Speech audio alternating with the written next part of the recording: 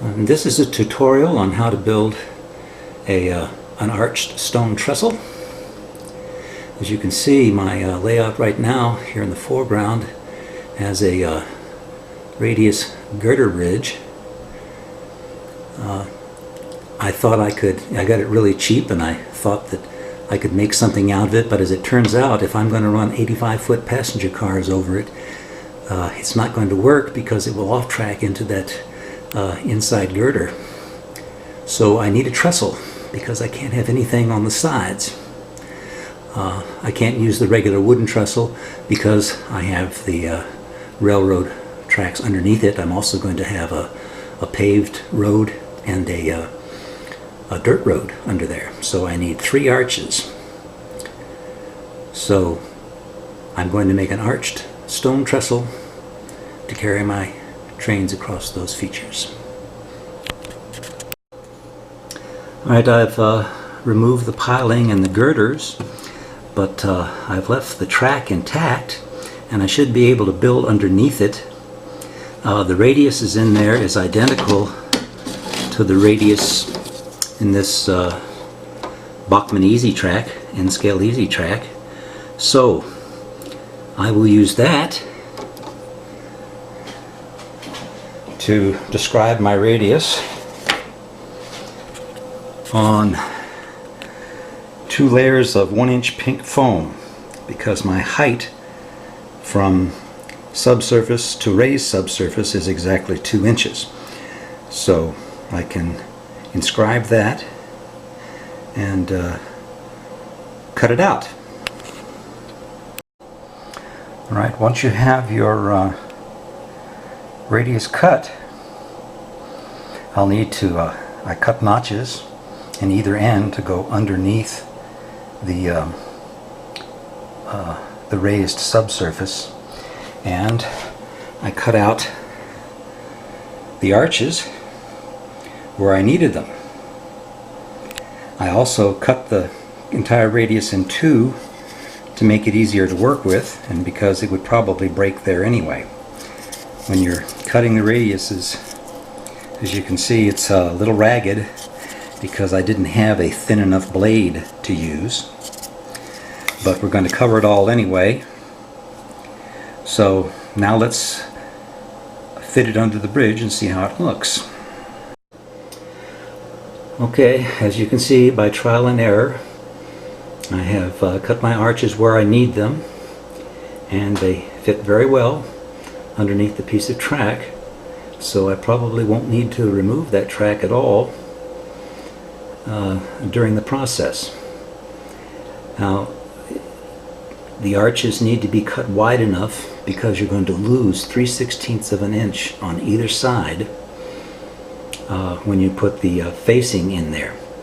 The facing on either side of the bridge and under the bridge is going to be made of foam board, 3/16 of an inch thick, and that is going to have the stone scribed on it. If you would rather not do it that way, at this point you could cover this pink foam with joint compound or spackle and let it harden, and then you could etch your stone directly. You could etch your stone lines directly into that. I've done that in the past, but I found that the foam core does a lot better, and it's going to make a lot nicer product. Plus, scribing on that radius could prove to be a problem. It's hard to keep your lines straight. So now I'll move this to my desk and begin to work on my foam core. Alright, now the tools you're going to need for this initial step: you'll need a knife, a hook of some kind, pointed end to scribe, a marking pen, a ruler, and a straight edge, something to keep from marking up the wife's table. I've cut strips of foam core. I cut these 2 for the long side, and I cut these 2 for the short side. They're just a little bit longer than necessary, so I can cut them off to the right length. As far as the height goes, I made them 3/8 of an inch taller than the trestle itself. That part will be concrete, and it will also cover up the tracks that will be laying up there. Concrete will, or joint compound to be used as concrete, will fill in behind that over the tracks. If you're not familiar with foam core, it's sold in hobby shops all around. Hobby Lobby is where I get mine. They're $6 for a, what is it, 40-inch by 24-inch sheet or 36-inch sheet, and it cost about $6, but that's $3.60 with the coupon. And once you cut your pieces to size, you pull off the paper. It comes off rather easily from small pieces, as you can see, and it bends. Now, the thinner the strip and longer the strip, the more easily it bends. The shorter it is, the more careful you have to be, because as you can see in this piece right here, it will crack and it will break, and you don't want that to happen. As you can see, I've already cut a few pieces. This one has been cut to a width of with an extra 3/8 of an inch on either side of here. You see I've marked it left, and when you want to put it in, you bend it carefully like this, and it will take the bend. And what's great about it is once you have it fitting,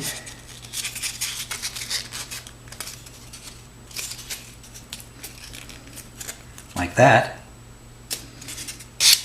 you can straighten it back out, lay it down, put your straight edge on it, and scribe your stones. The foam core retains anything you scribe into it. It does not come back. As you can see from this, it stays.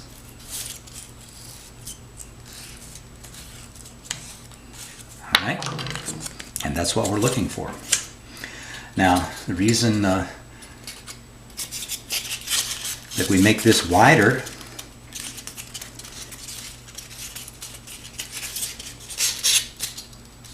that's the right one. No wonder it doesn't fit. The reason we make it wider is so that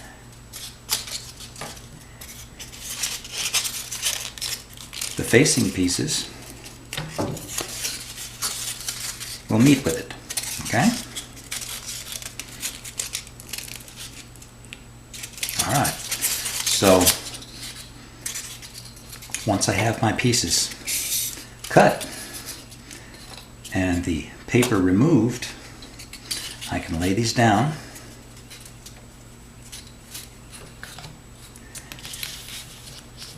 and I want to mark it,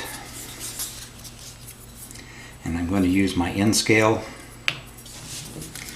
to mark these, to place marks at 1 foot, 1 end scale foot.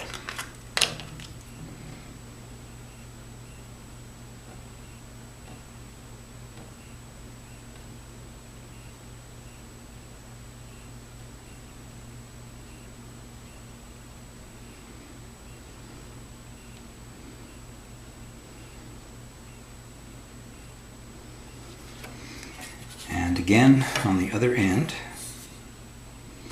As you can see, this one is tapered a little bit up here to fit on the inside, so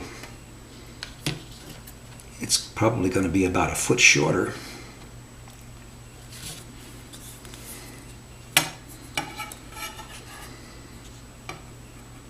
So I'm going to, so that I keep my line straight, I'll go ahead and put the first one in and then mark from it. All right.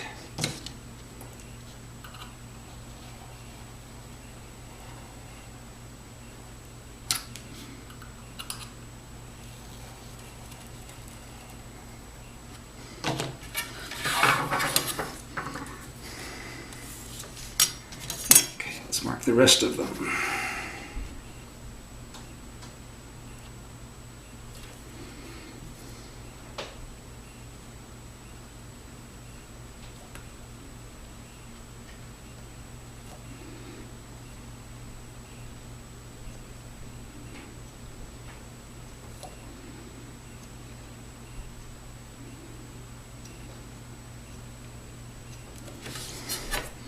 And once you have them marked,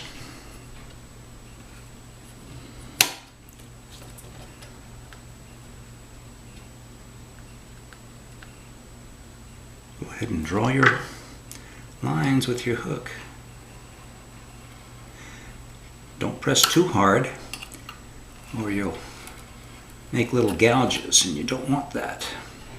You'll also notice that although your lines are 1 N-scale foot apart, the indentation takes away part of that, so the height of your stone will be a little less than 1 N-scale foot. And a foot thick stone is a pretty thick stone.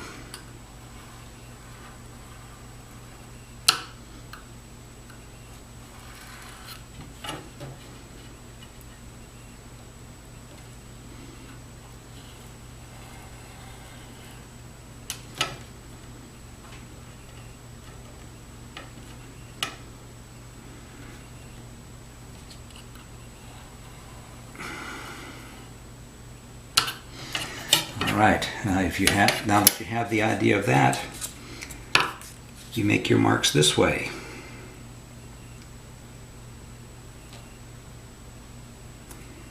Now here, I'm just approximating a 2-foot length.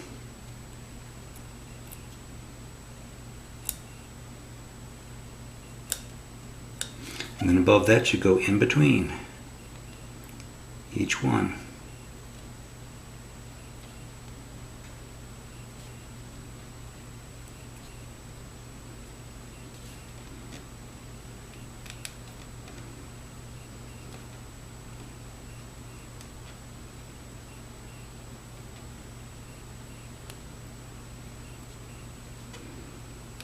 Right in between.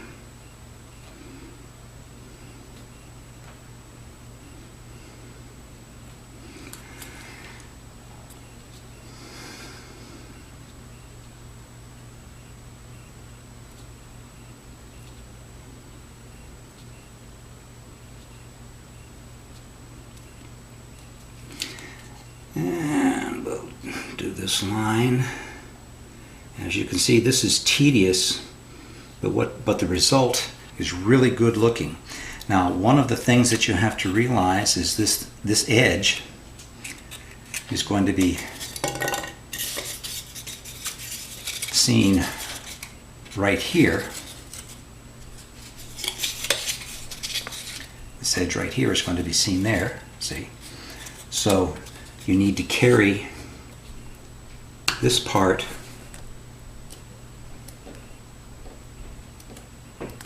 around.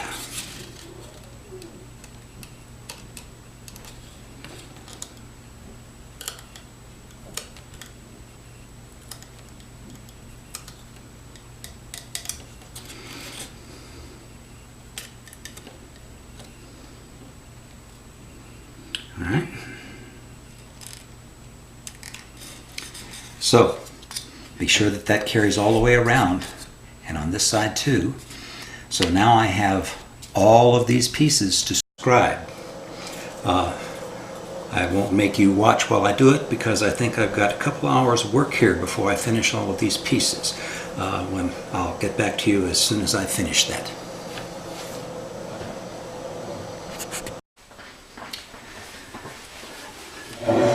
Okay, I finished scoring all of my pieces. You can see I left the top part, which is going to represent concrete, plain, and it will eventually be painted. I've also gone ahead and I've colored and glued some of the pieces on using Aleene's Tacky Glue. If you have never used it before, I suggest you get to Hobby Lobby and buy some. It's really cheap. This is a $3 bottle. With their 40% off coupon, that's $1.80. So I like to use it. It won't melt the foam. It won't run and drip like Elmer's white glue. And I find it very useful in modeling. I use the pins to hold it down while it dries. And now I'm going to show you the way that I'm going to color it. You can paint it, but I find paint makes it all one color, and rocks are not all one color. What I'm using is weathering powder. This is a company called AIM. I don't know what it stands for. I bought it in hobbylink.com, and I'm going to use a round brush that I've cut the bristles down so that I can work it into the foam.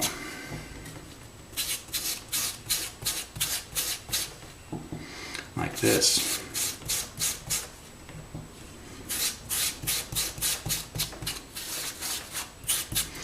Now, the reason I like the weathering powder is because it does not give you uniform coverage. And I don't want uniform coverage. I want something that makes it look like there's a lot of different kinds of stone here, came from different parts of the quarry. But you use the short bristled paintbrush to work it in. And there, as you can see, I have some parts lighter than others, some parts darker than others, and to me that gives a more realistic look. Later on, this is gray that I'm using here. I also have some grimy black that I can go back in and make some other weathered parts to it. The top is going to be painted. Now, of course, I can't attach this part here until after I've put this under the track. So what I'll be doing now is getting the final pieces colored. Then we'll go over and set this under the track after I've removed the pins, and we'll do the final gluing.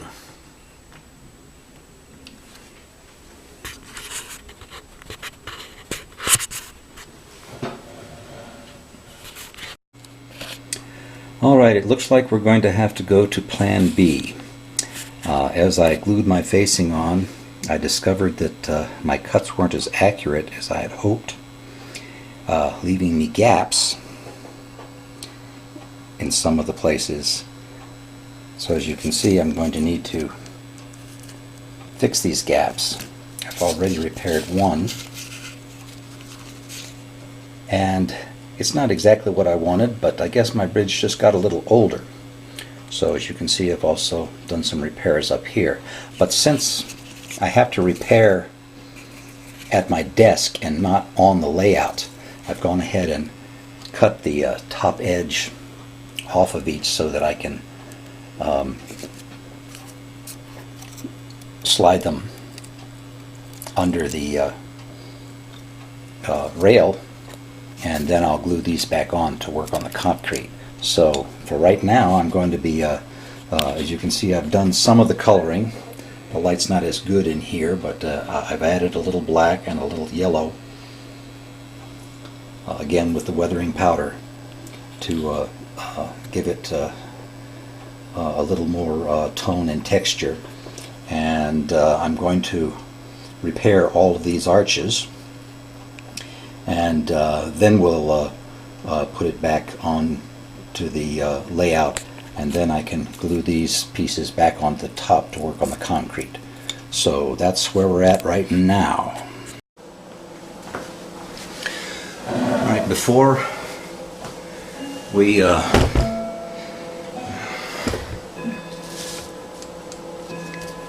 put the bridge on the underneath the track, I'm going to need one more, or actually two more pieces. I'm going to need something to fill in between the edge of the bridge piece and the rail.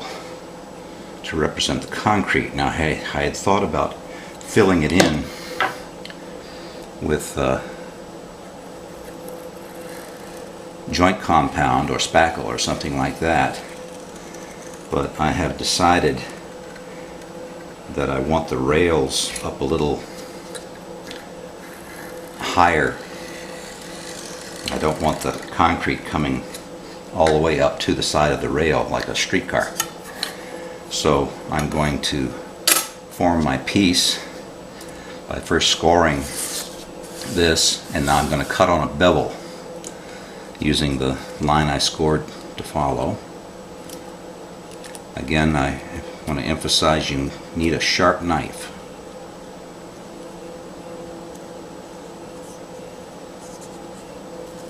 So, I'll cut this, and this will fit in between the track and the edge, the concrete edge of the bridge. And then I will paint it and treat it the same way I do the other pieces of foam that represent concrete.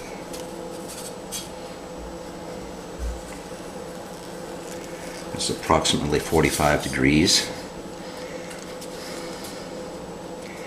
Again, because it's foam core, it doesn't have to be perfect because the foam core will mold.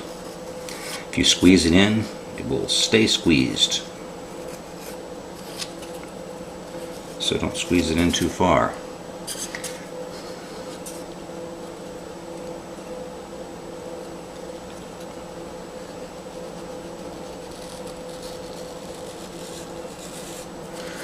Okay. And after I get my bevel, go ahead and cut off the bevel just past the edge of the bevel, just barely past it. I've already made one of these, so I know where to cut it. And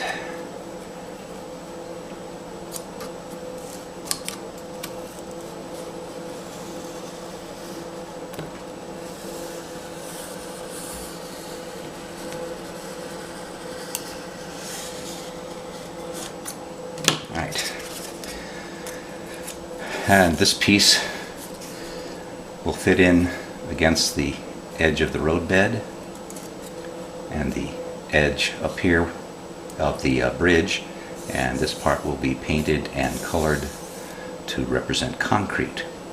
So now we're ready to go to the layout.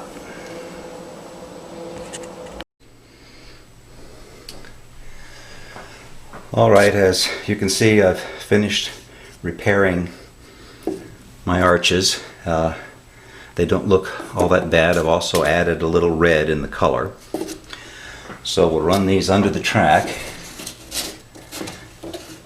As you notice, the roadbed of the track has been painted a concrete color. For concrete colors, any off-white will do, because you're going to add a lot of weathering to it anyway. So just start off with something that's similar to raw concrete. So we'll get that under there like that. And the next part we're going to do is add the pieces I cut off so that I could get it under. And for that, I'm going to use Eileen's tacky glue. By the way, I didn't mention when I was talking about tacky glue before, it does dry clear. The same as white glue. The main difference in it is that it is thick. It can fill in gaps. What I did here, filled in some of the gaps, and the narrow gaps, it actually, as it dried, it contracted and pulled them together. But unlike white glue, it doesn't dry brittle. It dries flexible, which means you can cut it with a knife. And that's what I did in places where I needed to score through the tacky glue. It comes with a dauber. It's way too big, so I cut it off. And I use a brush, cheap brush, got it at the dollar store. Use them and throw them away. So we'll add the tacky glue.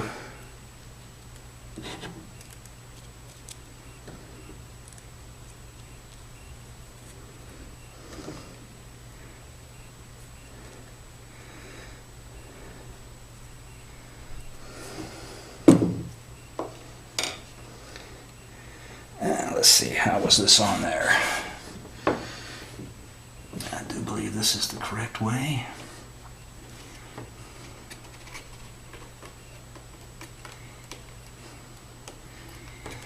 And I was going to pin it, but it looks to me like the tacky glue is going to hold it down real nice. Maybe I should pin it anyway.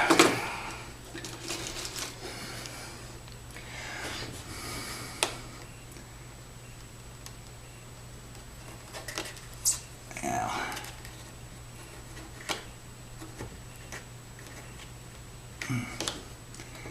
hold it down real nice.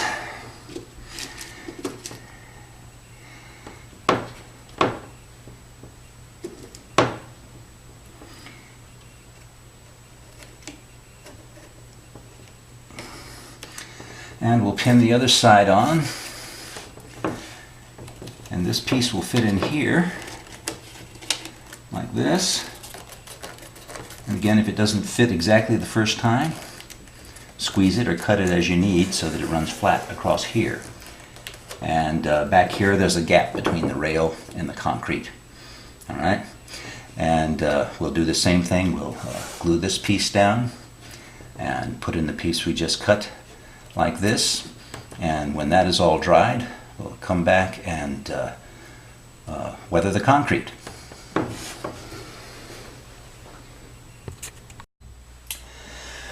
Alright, I didn't like the way the foam alone was looking.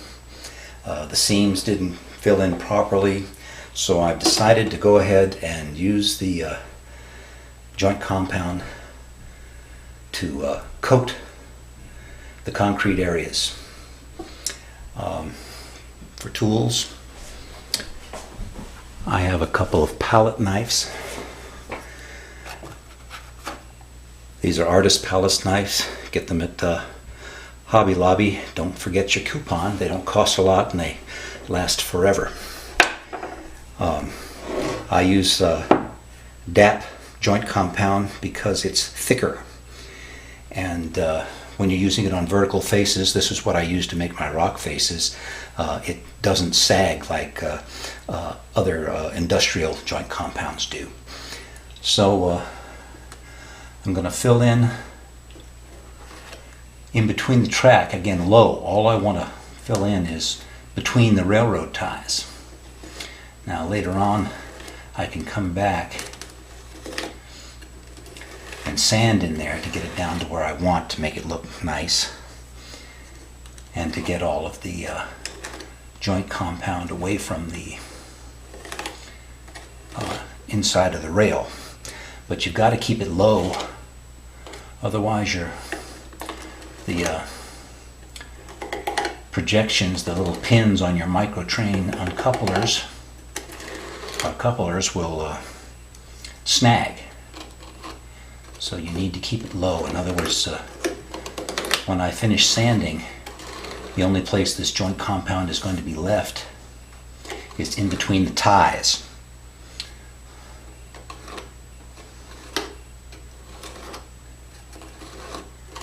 Just run it through like this. You can take care of all your mistakes with a knife and some sandpaper at a later date. I usually let my joint compound dry for a minimum of 24 hours so that it's nice and hard. One of the values to joint compound over, for instance, spackle, is that it does dry much harder. Spread it on here, and again, I want it to stay low.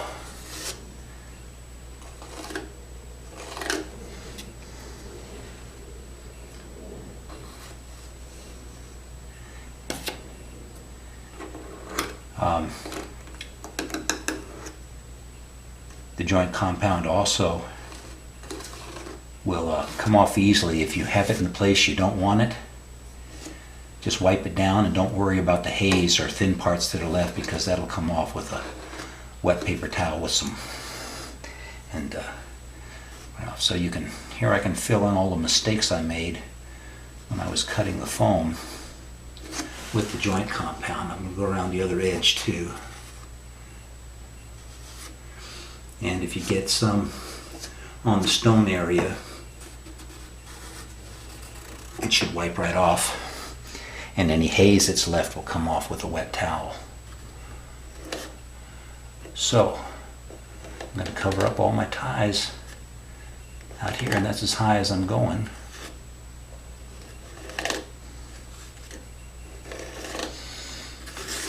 And when this dries,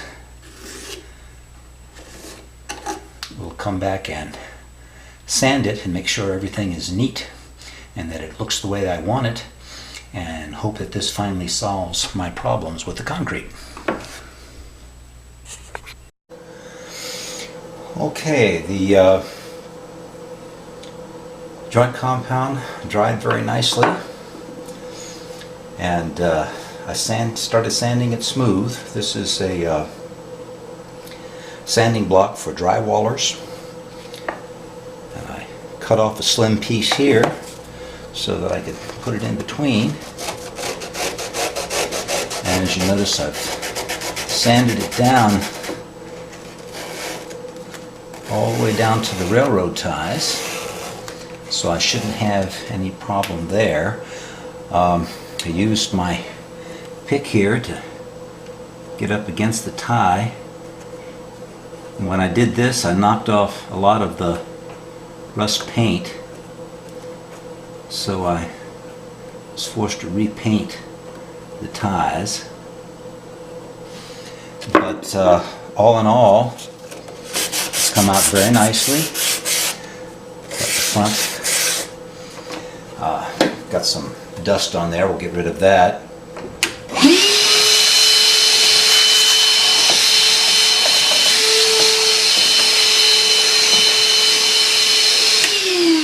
Okay, and now for coloring, I'm using weather ink powder again, and this is called Dirty White. I've used it for concrete before, and it works very well. Right into the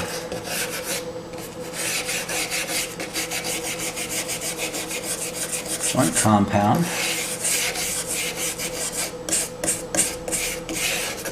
Like that.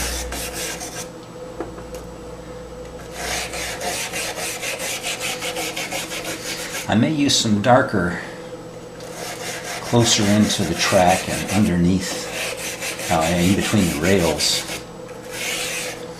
because that might be the condition. And all the pictures that I've seen of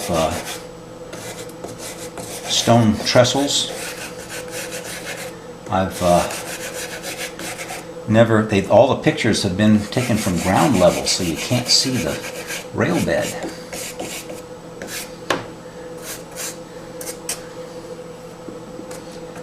And so I'm not really sure what it looks like up there.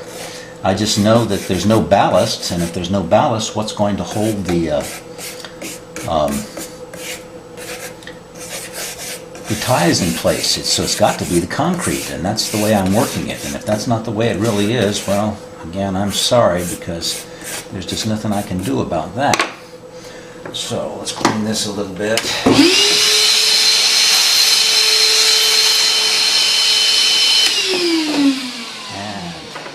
Looks like part of the dirty white I had is